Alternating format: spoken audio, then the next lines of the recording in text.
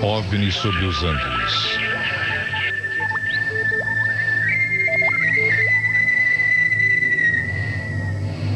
A Cordilheira dos Andes é uma cadeia de montanhas que se estende por toda a América do Sul e que ainda esconde muitos segredos. Aos seus pés, grandes desertos, selvas e rios têm sido o cenário de aparições e contatos com OVNIs. Há fenômenos que foram registrados e documentados nesta parte do planeta desde o século XIX.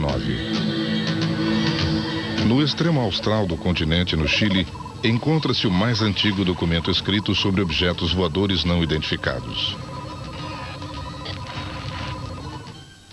O caso foi registrado pelo jornal El Constituyente na cidade de Copiapó, no sábado, dia 14 de novembro de 1868. A notícia dizia que uma chuva de estrelas ou meteoros havia caído várias vezes naquela data.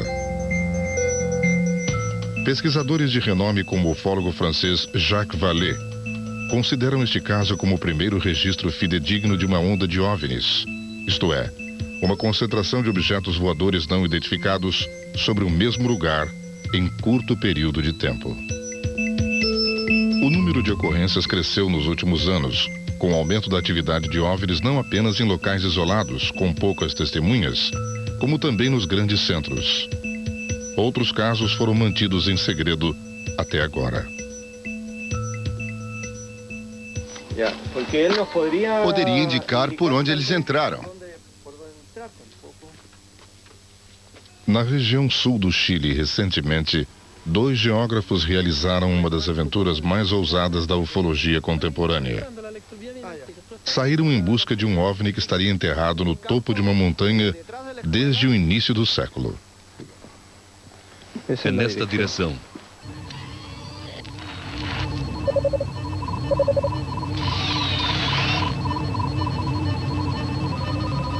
Chanco é uma aldeia rural situada ao sul de Santiago do Chile, onde em 1914 ocorreu um incidente revelado agora pela primeira vez. Juana Andaur foi protagonista desse episódio quando tinha apenas 14 anos. Hoje, com quase 100 anos de idade, Juana ainda se lembra com detalhes do incidente que presenciou, junto com seus pais e muitas outras testemunhas. A sua narração é muito lúcida. Naquele dia, minha mãe estava cuidando da casa e meu pai descarregava o trigo que tinha colhido.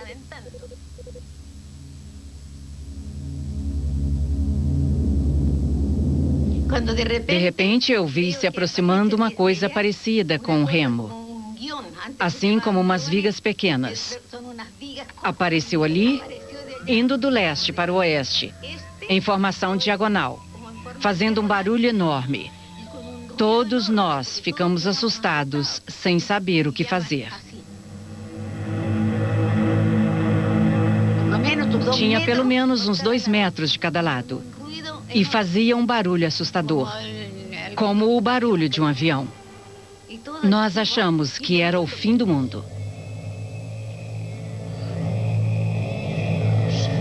Naquele ano, a Primeira Guerra Mundial havia começado.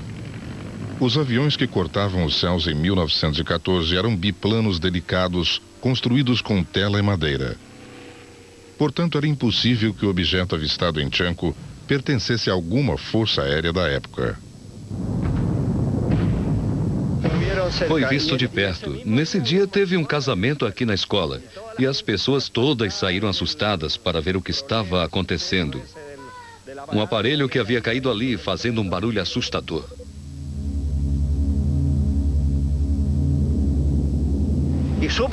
Suponha que, por se tratar de montanhas arenosas, e a maioria daquelas formações é arenosa, o aparelho enterrou-se a uma certa profundidade e ainda está ali. Reinaldo Borgel e Pedro Munhoz, geógrafos conceituados e professores universitários, iniciam a busca pelo OVNI de Chanco.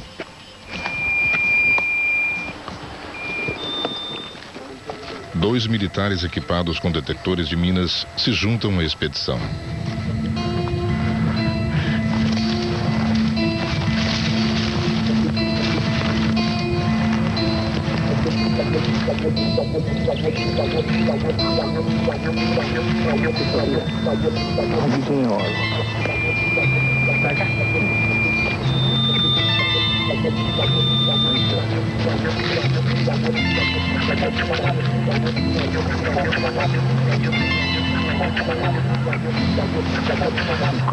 Encontrei restos de arame, uma jarra, uma lata de bebida. Encontrei embalagens de batatas fritas, papel metálico, mas acima de tudo, arame. O detector dispara constantemente. Deve ser por causa dos minérios existentes aqui na superfície. Mas não podemos fazer nada. Se alguém estiver interessado em dar continuidade a isto, será necessário um outro tipo de detector. Vamos começar primeiro com este e depois vamos utilizar um sensor de profundidade que é usado para detectar metais enterrados em pontos mais profundos. Não há dúvida de que um OVNI enterrado é um tesouro, mas é preciso ter uma prova concreta. Muita gente quer provas concretas e nós, pesquisadores, temos de encontrá-las. Isto é como procurar um tesouro. Para mim, a verdade é o maior tesouro que existe, é o que eu penso. O que eu acho que foi aquilo? Não posso explicar o que poderia ter sido. Ninguém pensou nisso porque todos achavam que era apenas raios. Sim, raios. A queda do OVNI em Chanco poderá se tornar um caso tão importante quanto o episódio de Roswell. Em 1947, a Força Aérea dos Estados Unidos admitiu a queda de um OVNI no Novo México. Mas essa informação foi desmentida 24 horas depois. Mais de 50 anos de especulações e teorias sobre conspirações pairam sobre Roswell, cujo enigma continua sem solução. Até agora era considerado o relato mais antigo sobre a suposta queda de uma nave extraterrestre. Mas Chanco, o caso Roswell latino-americano, parece ser mais antigo e sua história só agora começa a ser revelada. Os registros de aparecimento de OVNIs com maior número de provas visuais até agora encontravam-se no hemisfério norte, dos Estados Unidos e na Europa.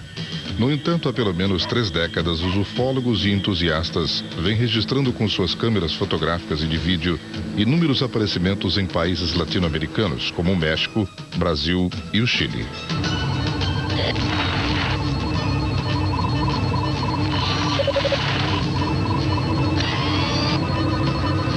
As ondas de OVNIs no México são as mais documentadas em vídeo, como mostra essa montagem realizada pelo pesquisador alemão Michael Heismann.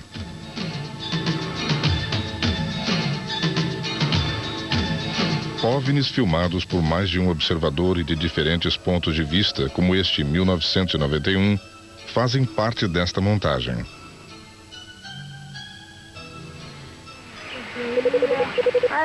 Este outro vídeo gravado no México mostra uma pequena nave que, numa altitude elevada, muda de curso, avançando e recuando à vontade.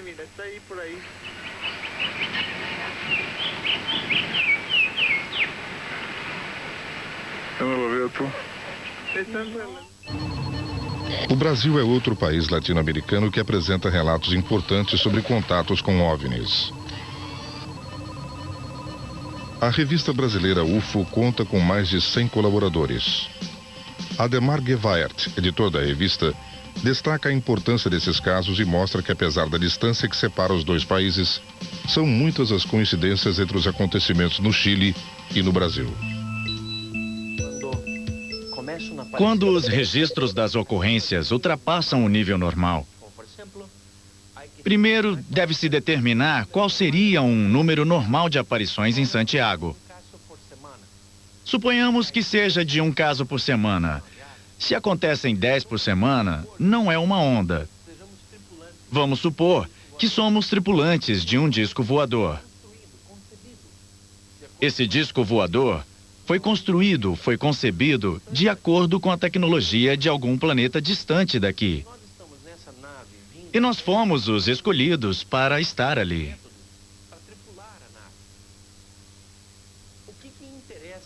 O que nos interessa é saber o que está acontecendo, por exemplo, no meio do deserto de Atacama, ou no meio do Pantanal, no meio da floresta amazônica, ou saber o que está acontecendo em um meio urbano, como Santiago, Buenos Aires, São Paulo, Brasília. Interessa saber o que acontece nas grandes cidades. Em 1997, em São Paulo, este OVNI foi filmado numa noite de tempestade. Ele brilhou por vários minutos, o que levou os ufólogos a descartar a hipótese de que se tratava de um raio.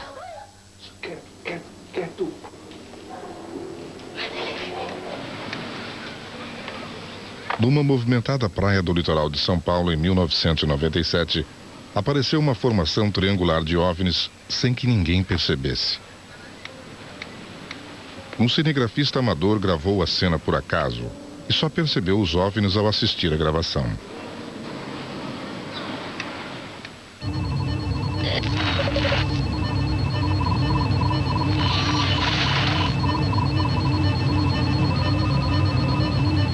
Em fevereiro de 1997, uma onda de OVNIs começa a se manifestar sobre a zona central do Chile.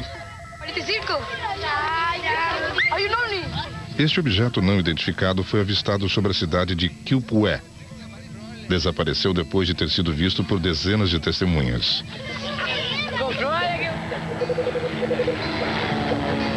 Ao sul da capital chilena, no balneário de Pucón, ocorreu outro caso interessante.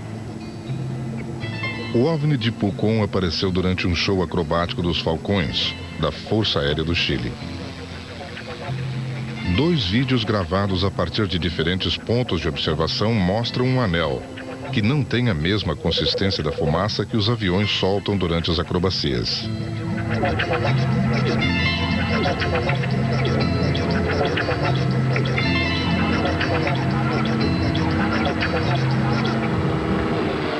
O geógrafo chileno Pedro Munhoz tentou elaborar um mapa da onda de OVNIs de fevereiro de 1997.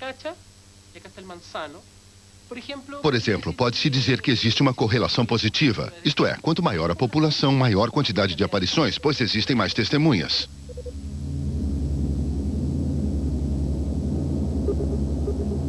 Mas o resultado foi o contrário. E não posso demonstrar isso porque em alguns lugares de pequena população, como por exemplo em Cajón del Maipo, há uma grande concentração de fenômenos luminosos, noturnos, diurnos, etc. Um dos casos mais intrigantes para Pedro Munhoz é a frequente aparição de OVNIs sobre a usina hidrelétrica de Colbún, situada ao sul de Santiago. Ele tenta determinar se os OVNIs procuram por recursos naturais, campos magnéticos ou grandes concentrações de pessoas.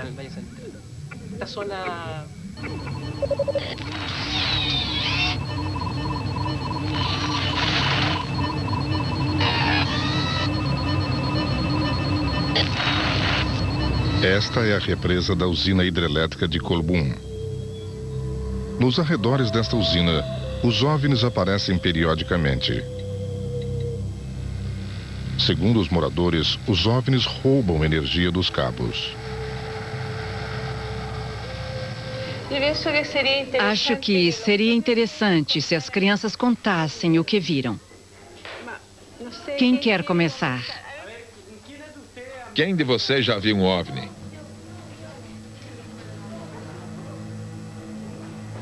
Quando voam, trocam de cor. Tem cores lindas. São umas coisas luminosas que se vê no céu. Você. Deixa uma fumaça para trás. Outro dia estava caminhando com a minha mãe e vimos uma coisa estranha no céu, que era colorida e trocava de cores e deixava uma nuvem atrás dele. Eu gritei perto da casa dele, vejam, é um OVNI. E todos saíram da casa e quase toda a família pôde ver. O que acontece com as televisões durante uma aparição? Amália? A imagem fica atrapalhada. Segundo as testemunhas, não se sabe, mas as crianças viram os OVNIs pousados sobre os cabos de alta tensão e causando interrupção de energia. As crianças, na sua inocência, disseram que os OVNIs estavam roubando energia elétrica. O que é uma suposição? Não sei. Será que um OVNI próximo a um poste de alta tensão estaria roubando energia? Querem provocar impacto? Querem ser vistos? Querem provocar a falta de energia para gerar um maior impacto?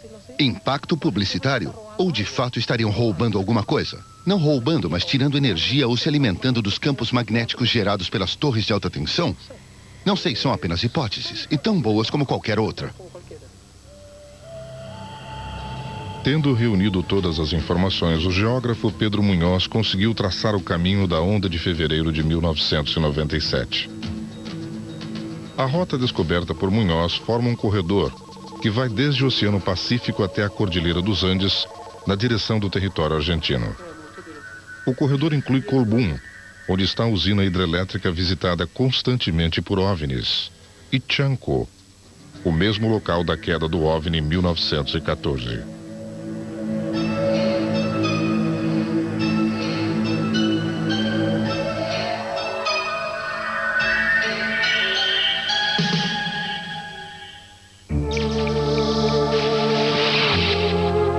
Quantos casos de abduções foram investigados a fundo?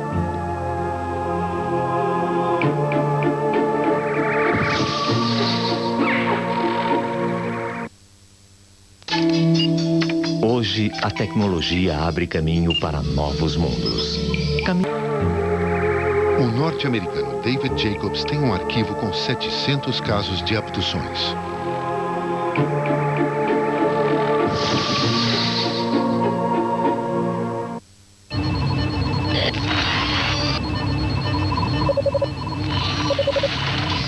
Desde os anos 60 até hoje, potentes telescópios têm sido instalados no deserto do Atacama, no extremo norte do Chile, para aproveitar a excepcional visibilidade que existe sobre o deserto mais árido da Terra.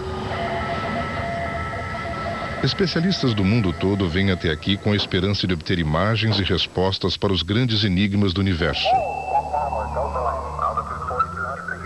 Aqui, no observatório do Monte Tololo, que significa beira do abismo, o astrônomo René Mendes revela que, sem querer, nossa civilização tem estado exposta há muito tempo à possibilidade de contato com seres extraterrestres.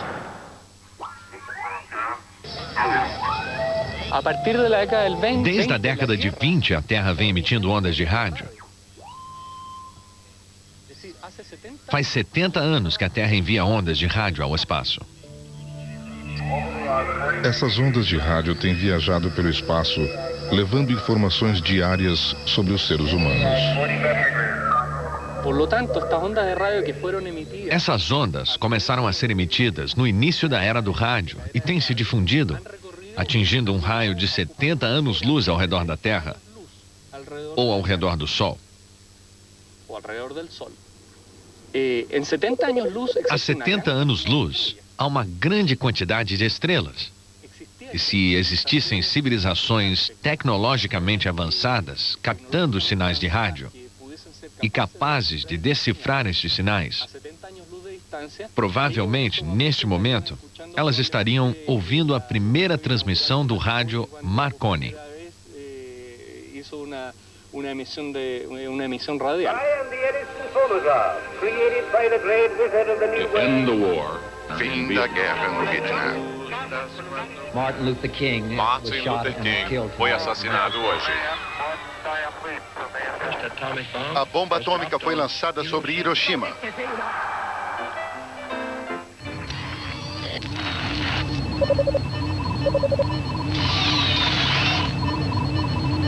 Uma consequência inesperada das transmissões de rádio que saem da Terra para o espaço ocorreu recentemente em Santiago do Chile. Em 17 de julho de 1997, uma das emissoras mais antigas da capital chilena, a Rádio Mineria, transmitia o programa noturno La Bailona, onde um astrônomo e um sociólogo conversavam frequentemente sobre OVNIs. Podem ligar de qualquer parte do país. Se for chamada interurbana, disquem 2 e depois 2358202, porque Rodrigo Frenzalida vai conversar com vocês. Também estará na linha o nosso astrônomo Carlos Ibáñez. O astrônomo Carlos Ibáñez, um dos participantes habituais do programa La Bailona, naquela noite havia lido astropoesia um conjunto de poemas que ele mesmo escreveu e parte do livro chamado Luzes Certas. Estrella majestática de brillo plateado, blanca huésped del ave boreal, tus alas emergen y sumergen en un ficticio límite. Estos ojos de sur dilatan sus pupilas en relencias vernales. En Neser Altair fuiste llamada y FK4745 friamente catalogada. Esse programa nós habíamos anunciado Uma ou duas semanas antes, anunciamos que o programa seria transmitido do terraço da rádio.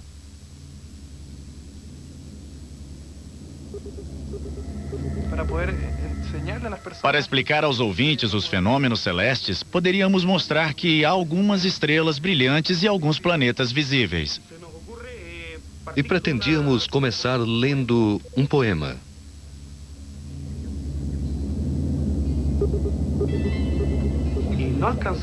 Não conseguimos fazer o programa como tínhamos planejado. Uns 4 ou 5 minutos depois, Carlos estava terminando seu poema, quando surgiu uma luz. Posso interromper, Tito? Quero que as pessoas observem, pois há um objeto muito estranho sobre a cordilheira. E tenho a impressão que é uma bola ou coisa parecida, mas é um objeto bastante estranho. Vejam, apareceu de novo. Aí está de novo. Tem uma cor vermelha intensa, bastante forte. Carlos, poderia descrevê-lo? O que você acha que é? Bem, é um objeto que está se movendo, não é? Sim, acaba de aparecer. E está piscando. Não é uma estrela. De repente, aparece uma luz muito brilhante ao sul, mais ou menos a sudeste, do lado do setor Locanha. E esta luz estava piscando.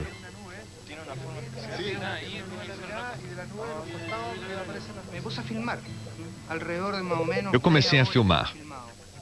Tenho mais ou menos meia hora de filme. Foi difícil filmar, porque as luzes se moviam. A câmera também é pequena e não tem um zoom potente. Então foi muito difícil filmar alguma coisa visível. Carlos, Rodrigo e eu estávamos com microfones individuais.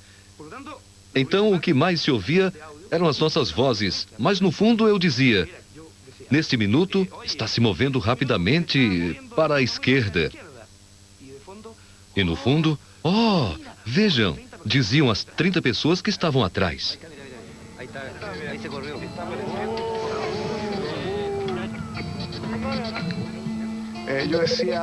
Eu dizia, naquela altura não existem estradas, tem água que às vezes pode ampliar a luz. Mas a coisa estava no ar e se movia. E aí começamos a receber ligações interessantes, como, por exemplo, do Corpo de Bombeiros. Alô, bom dia. Alô, com quem estamos falando? Alô, Martim, Marcelo Farias. Olá, Marcelo, onde você está? Com os bombeiros, na 17. Pode falar. Estava estudando e escutando vocês. Aí eu me levantei e também acabei me tornando testemunha desta aparição. Também está vendo?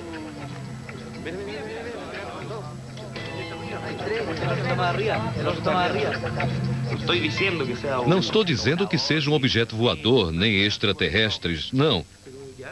Mas que era algo curioso e que tinha inteligência própria, não tenho dúvida. Depois de examinarem a fita de vídeo gravada em Santiago do Chile, em 17 de julho de 1997, e observando as luzes que saíam da imagem, os ufólogos chegaram à conclusão de que o OVNI visto diante da Cordilheira dos Andes liberava Foo Fighters. Foo Fighters são pequenas bolas de fogo, geralmente do tamanho de uma bola de futebol, que perseguiam os aviões de guerra dos dois lados durante a Segunda Guerra Mundial. Nessa época, os pilotos dos caça-bombardeiros começaram a falar dos Foo Fighters, que poderíamos traduzir como caças de fogo, ou simplesmente os caça-fogo.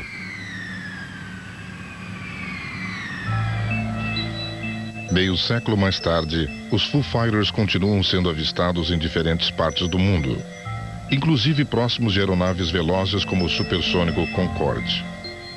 Durante uma filmagem em altitude elevada, foi gravada casualmente esta imagem de um OVNI do tipo Foo Fighter, que, segundo os pesquisadores, poderiam estar cumprindo tarefas de vigilância.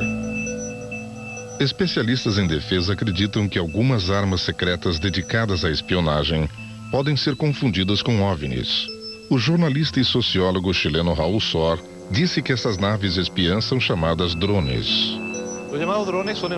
Na realidade, os chamados drones são aparelhos voadores não tripulados.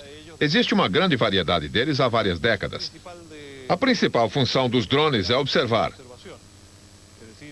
Se um país ou uma força aérea quer vigiar o território de outro país, o mais sensato é enviar um desses aviões não tripulados e comandados por controle remoto para filmar e tirar fotos do que se deseja conhecer.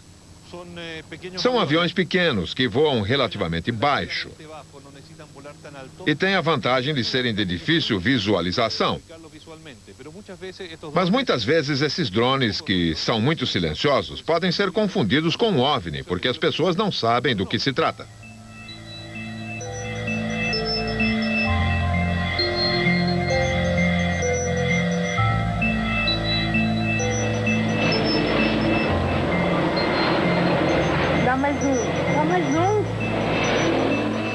Este vídeo doméstico, gravado por um menor de idade na cidade brasileira de Capão Redondo, registra os movimentos de um objeto voador não identificado que parece estar sobrevoando o teto das casas. Ele parece seguir uma rota que muda à vontade, um comportamento que os ufólogos consideram próprio dos Foo Fighters. Tá bom, deixa assim. Fernando! Conseguimos pegar!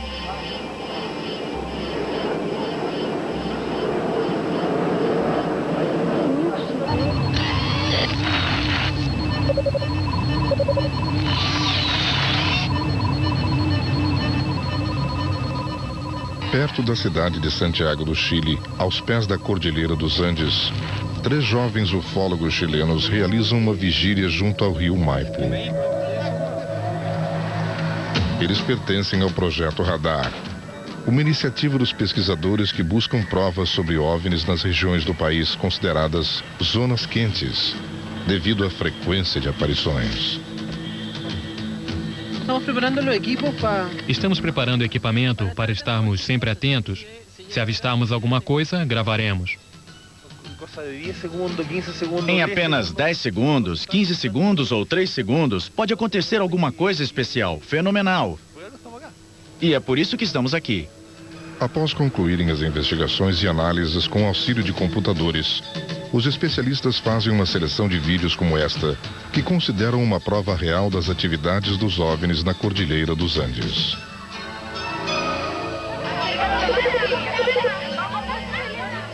Este, por exemplo, foi filmado na cidade de Punta Arenas, no extremo sul do continente, outra região considerada como zona quente pelos ufólogos chilenos.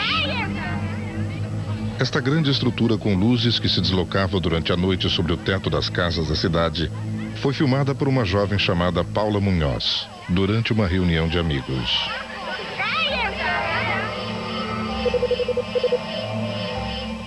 Este OVNI foi visto sobre a gruta de Milodon, perto de Punta Arenas, no extremo sul do continente.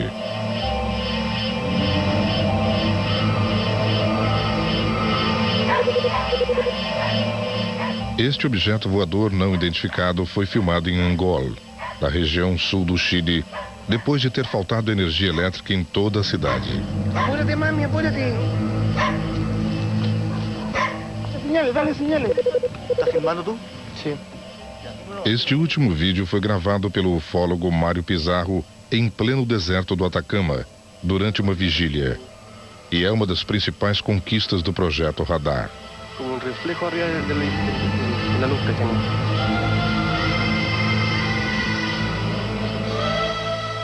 Enquanto continuarem aparecendo OVNIs sobre os Andes, estes caçadores terão muito trabalho procurando por provas que sempre são muito difíceis de obter.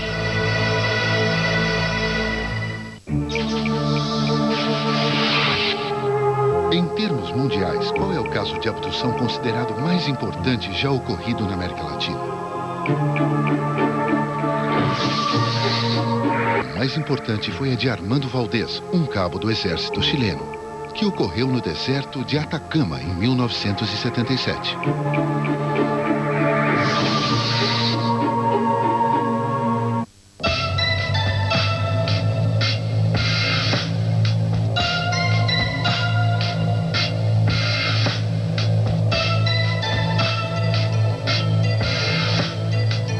América Latina não registra apenas relatos sobre aparições e ondas de OVNIs, mas também denúncias sobre casos de abduções, isto é, de sequestros praticados por extraterrestres. A saga do Cabo Armando Valdés começou em 1977 e continua até hoje, adquirindo proporções de lenda. Estudado por ufólogos do mundo inteiro, seu caso é considerado um dos mais importantes de todo o planeta. Tanto que durante muitos anos circulou no Chile o boato de que Armando Valdés, após seu contato imediato com um OVNI, teria sido levado aos Estados Unidos para ser submetido a diversos tipos de exames nos laboratórios da NASA.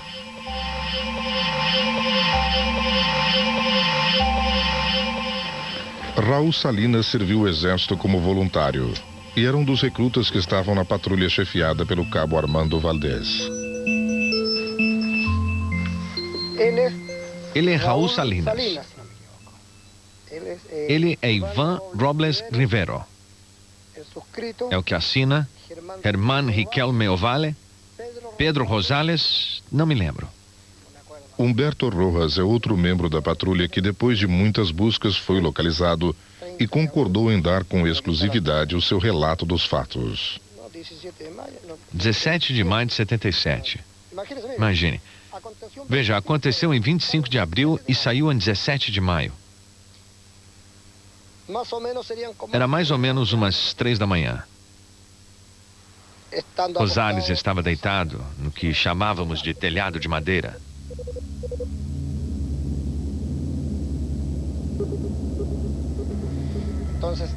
Então ele grita: olhem, olhem o que vem vindo.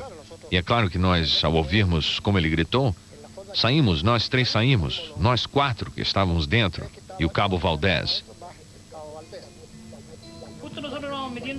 E nós fomos indo assim, porque estávamos em uma parte descoberta da montanha.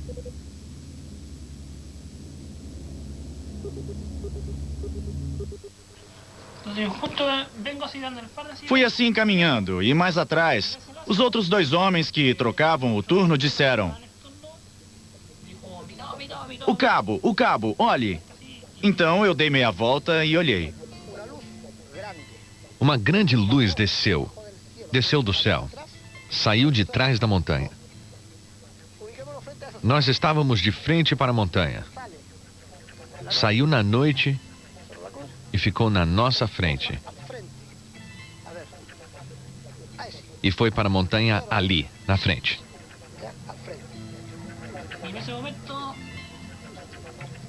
E nesse momento surgiu uma grande neblina. Surgiu a neblina assim e se abriu. E deu para ver a nave. Eu digo que era grande, pois como explicar as crateras? Ficaram 2 crateras, uma de cada lado do centro. Então não era pequeno. Era uma nave grande, um objeto grande.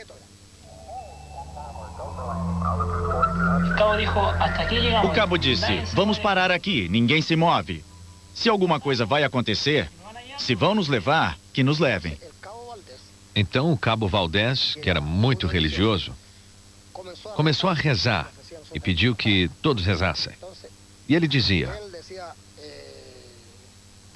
na sua prece ele gritava: identifiquem-se, porque a luz pousou.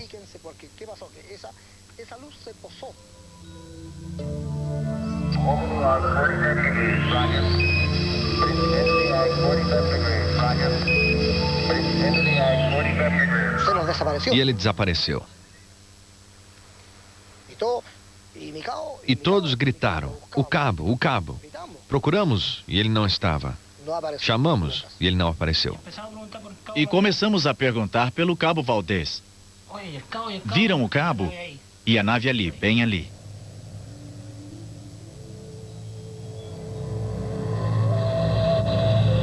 Quando de repente ouvimos uma voz que disse: rapazes.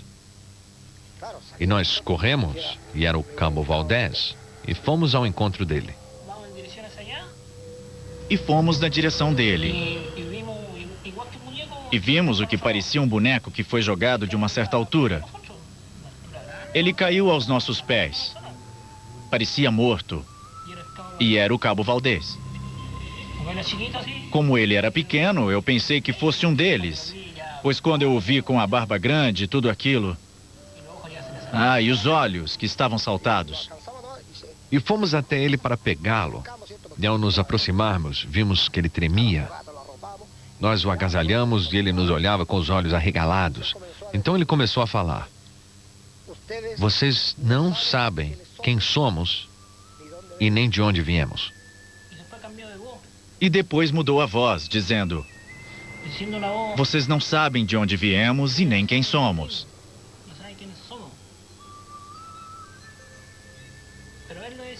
Mas ele dizia e depois começava outra vez a chamar a mãe e depois dizia... Me deixem, não me levem, não me levem. E começava a chorar. Seu relógio marcava dia 30. Ou seja, nós começamos o serviço no dia 25 de abril. E o relógio marcava dia 30. Como seria possível Valdez avançar 5 dias no tempo? Por que a sua barba tinha crescido? Foi uma abdução? Conversando sobre casos desse tipo com o perito norte-americano David Jacobs, que investigou 700 relatórios sobre abduções. O tipo mais comum de abdução é aquele em que a pessoa é tirada de seu ambiente, levada para bordo de um OVNI, geralmente contra a sua vontade, e submetida a uma série de procedimentos físicos e mentais, visando a reprodução e que são administrados por seres de aparência estranha. Depois são devolvidos ao seu ambiente e logo esquecem o que ocorreu. Mas sabem que algo incomum aconteceu, pois podem ter perdido 3 ou 4 horas. Ufólogos italianos consideram o incidente de Valdez o caso de abdução com a distorção temporal mais importante da história. Com certo grau de segurança, podemos considerar o início dos fenômenos de abdução à época próxima à virada do século, em 1896.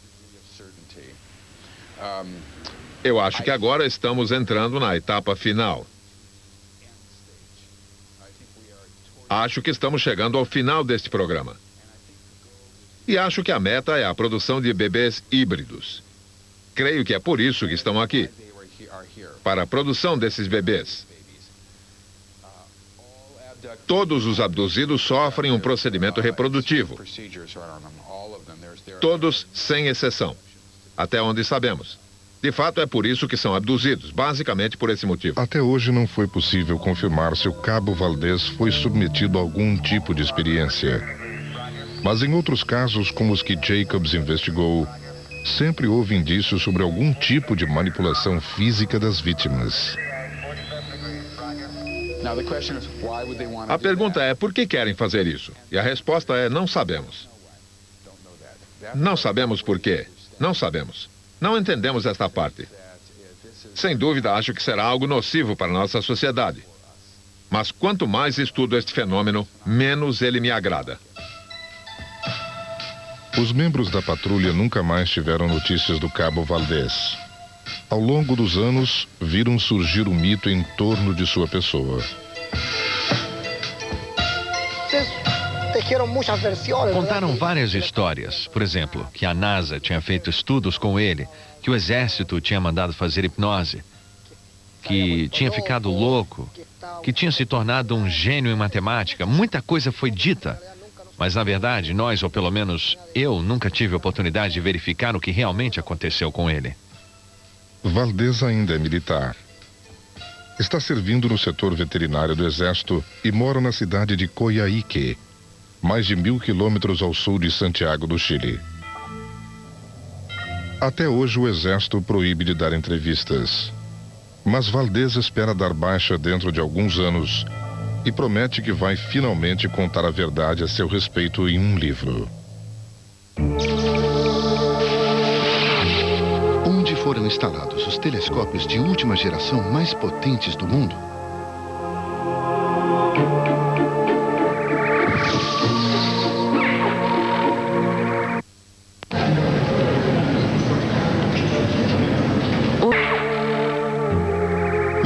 4 telescópios mais modernos do mundo estão em Cerro Paranal, no norte do Chile.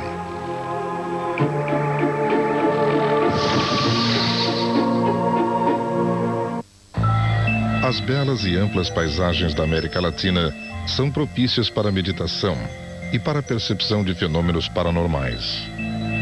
Na região da Cordilheira dos Andes, há mais de 2 décadas, os ufólogos promovem o contato voluntário com seres extraterrestres. Em 1974, quando iniciou-se a experiência com contato, éramos um grupo de amigos, um grupo de adolescentes.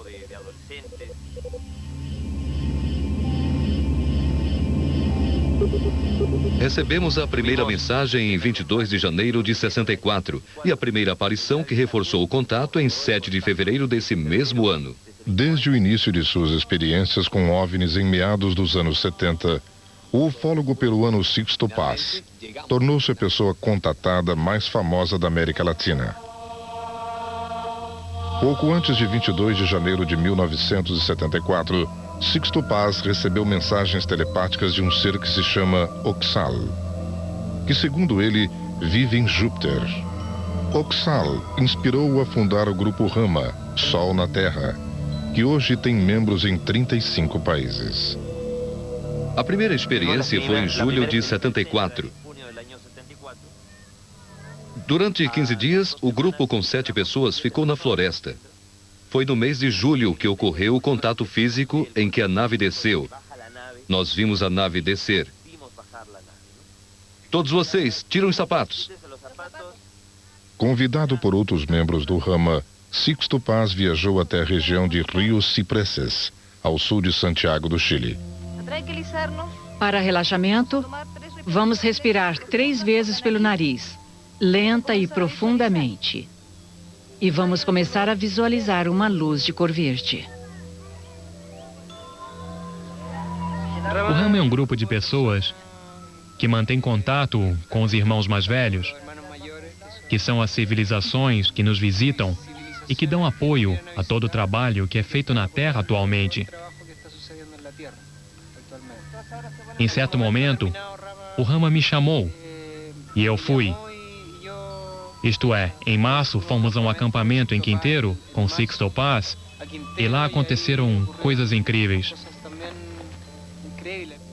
Fui convidado pelos grupos do Chile, grupos de contato originários do grupo Rama. O grupo de contato Rama nasceu aqui na América do Sul e, graças ao jornalista e escritor espanhol J.J. Benítez, espalhou-se por mais de 35 países. Ele constatou a veracidade do contato com seres extraterrestres através de uma mensagem psicografada, e foi ele quem se encarregou de divulgar a experiência para o mundo todo. Seres de olhos oblíquos, criaturas de aspecto nórdico, conferências interplanetárias em Ganimedes, uma das luas de Júpiter, viagens pelo tempo e o espaço através de uma porta ou passagem, fazem parte dos relatos de Sixto Paz e outros contatados, dos quais ainda duvidam os incrédulos.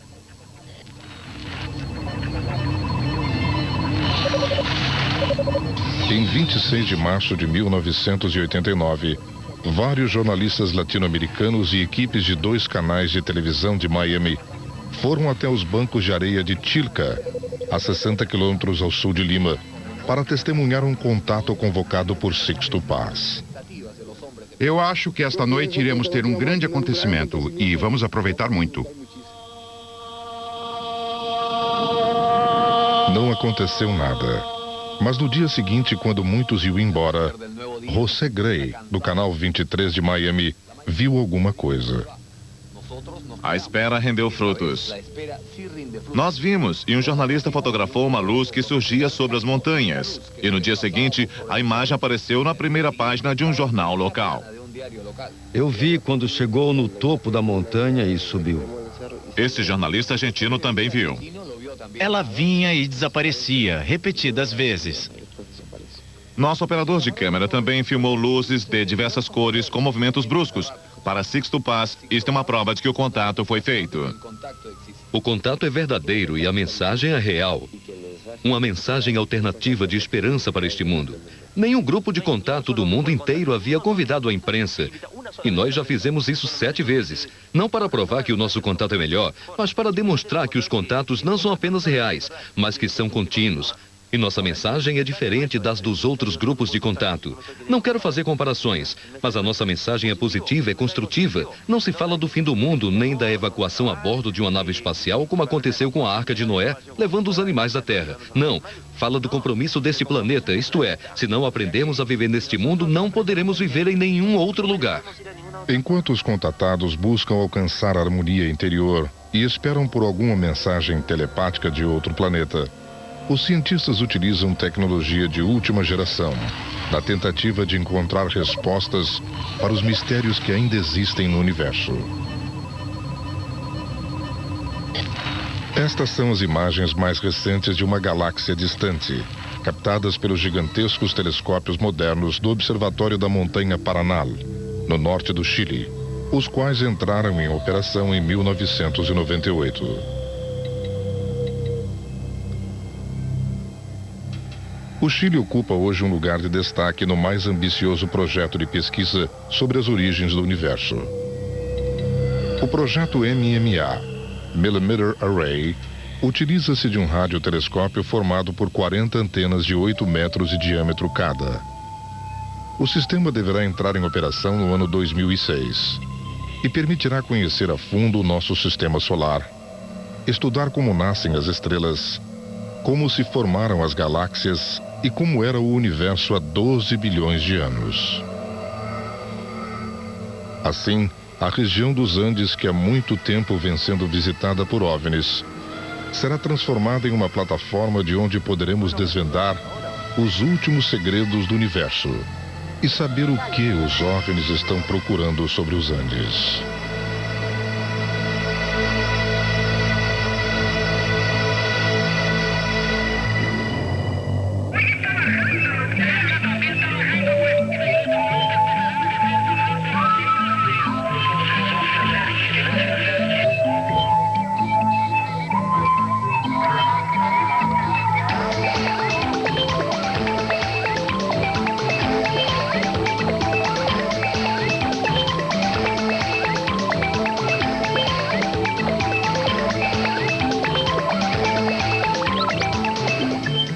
De los aviones parpadean, pues, haciendo las paredes. Como que aceleró más.